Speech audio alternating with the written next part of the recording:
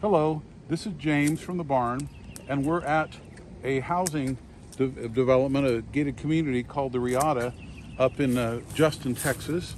And these plants I'm cutting back are Texas Star Hibiscus. Normally I wouldn't cut them back, but because of feeding and the excess rain that we had, they're doing quite well. They're a little stressed right now because we've just got an increase of heat, and they asked me to come by and look at them and add more water. But I have a couple of other plants here that are quite stressed. Hopefully they'll come back. But these plants are so large that they are blocking out the water. And I need to increase the water to them. So we've increased the times of the water as well as splitting it. That's something that in Texas we do quite often, in that you're only allowed to water twice a week because of drought, which is a good thing. But when it's 100 and what I call hell, it's difficult to for the plants to get by on just that amount of water. So what I do is switch it and have it going early in the morning, and then like about 4 in the morning, and then in the evening, usually about 8. But since this is a pool, an open area, it's going to have to start at 10.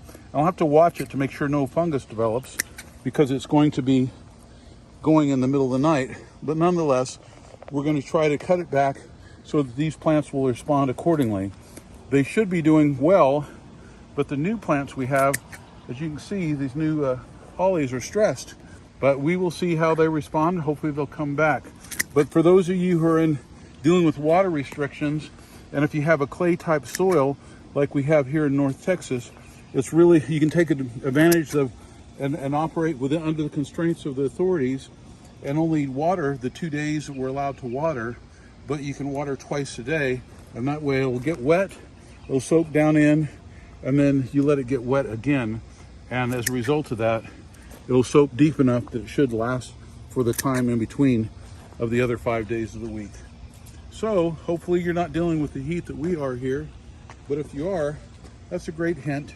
It'll help you to keep your water bill within reason, keep the water in the city within reason, because we're going to have water issues here in the city if we're not careful in taking care of it, and make your plants where they'll survive, not thrive, but this time of year, anything and everything, including us, we survive. And we wait for fall, because fall is a wonderful time in Texas, but right now it's not. See how beautiful that is? It's a great plant, very hardy, and basically most of the hibiscus are tropical that we get around here, but these are Texas native, and as a result of that, they can brave through, once they're established, the cold winter that we get too, whenever we get a cold winter. And that's the beauty of it, because most hibiscus do not.